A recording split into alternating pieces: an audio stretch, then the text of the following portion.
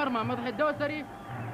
في خط الظهر يلعب مصطفى إدريس، ناصر المرشد، أدام السيسي، رياض الأحمري، خالد الهزاع، إبراهيم ماطر، ناصر الفهد، حسين اسمجاني، وهوين كندي، وفهد الهريفي. احتياطي النصر راشد الدوسري، حارس مرمى محيسن الجمعان، خليل عبيد، سعيد علي، أحمد الغامدي، والمدرب جان فرنانديز فرنسي الجنسية. بالتأكيد مباراة العملاقين الهلال والنصر تبقى دائما موضع اهتمامات ومتابعة من مختلف الجماهير وخاصة جماهير الفريقين. أمامكم حكم الساحة وقائدي الفريقين، النصر فهد الهريفي والهلال حسين الحبشي، وبيجري القرعة رياض في أشرف، ومرة أخرى جانبية للنصر.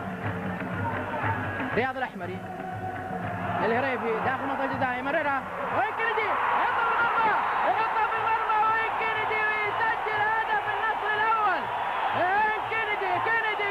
كندي بيحطها براسه في المرمى ويسجل للنصر هدفه الأول في الدقيقة 8. هدف للنصر سجله وين كندي من كورة اتلعبت من فريقي، استغل عدم التغطية أمام المرمى ولعبها في الراس في المرمى ويسجل وين كندي الهدف الأول للنصر.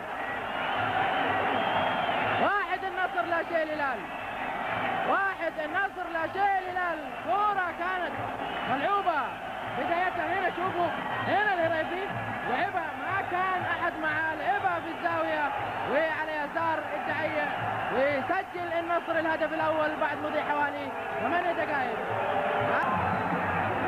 دائما الأهداف هي اللي راح تعطي المباراة شكل جميل وقوة وإثارة. الهريفي ماشي، الهريفي هي خطأ للنصر، هي خطأ للنصر.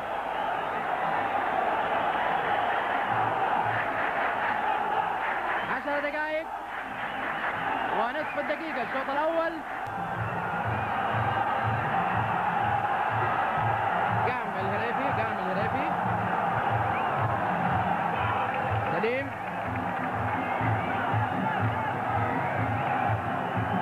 وبانتظار استئناف اللعب اللي ما زال متوقف.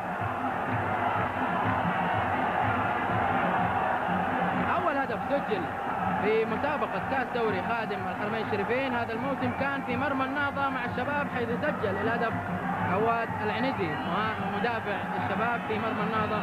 وطبعا انتهت تلك المباراة بهدف واحد للشباب مقابل لا شيء للنهضة.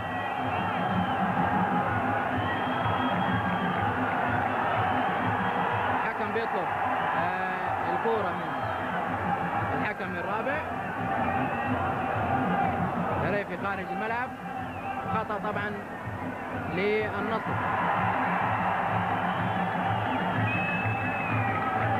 أول ضربة جزاء احتسبت كانت للنصر في مباراة الاتفاق والنصر في الأسبوع الأول، سجلها حسين اسمجاني في مرمى الاتفاق.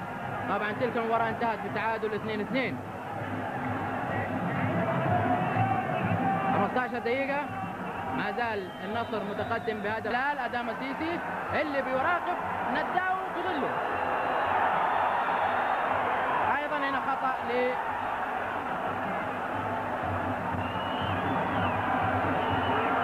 للنصر.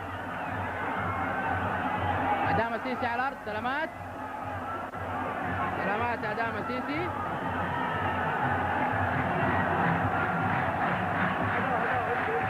هدفين حلوة الحقيقة، هدفين حلوة للعملاقين الكبيرين اليوم اللي بيمتعون الحقيقة. حتى الآن 23 دقيقة مضت منها جيدة جدا، فيها لمحات فنية، وهذه عادة بالخطأ هنا، فيها مستوى فني ارتفع تدريجيا عادة.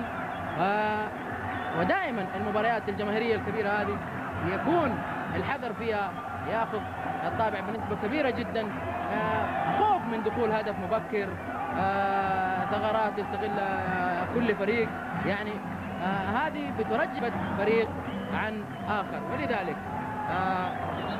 لما جاء هدف النصر المبكر أعطى نوع من الإصرار لدى الهلال بأنه يهاجم، ورغم النقص اللي حصل بعد خروج شويش الثنيان بالبطاقة الحمراء. قدم الحقيقة الفريقين مستوى جيد حتى ال 24 دقيقة اللي مضت من الشوط الأول. وحيتلعب الخطأ، حيتلعب الخطأ. أداء مسيسي على الأرض، يتلعب عالية ناصر الفهد، ضربة مرمى. أنا شايف أداء مسيسي على الأرض وما أدري يعني يقدر يكمل أو حيصير تغيير للنصر، تغيير ثاني ما ندري. ضربة مرمى وما زال اللعب طبعا.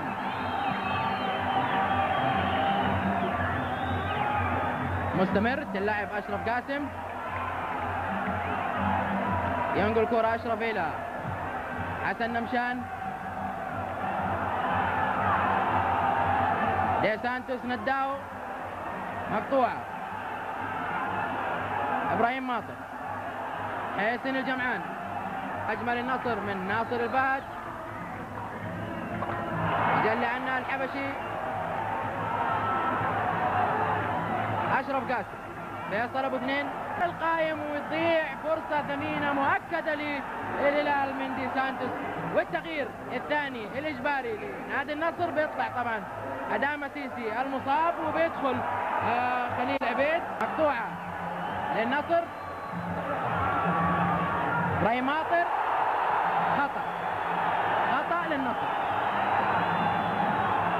خطأ للنصر من فيصل أبو اثنين.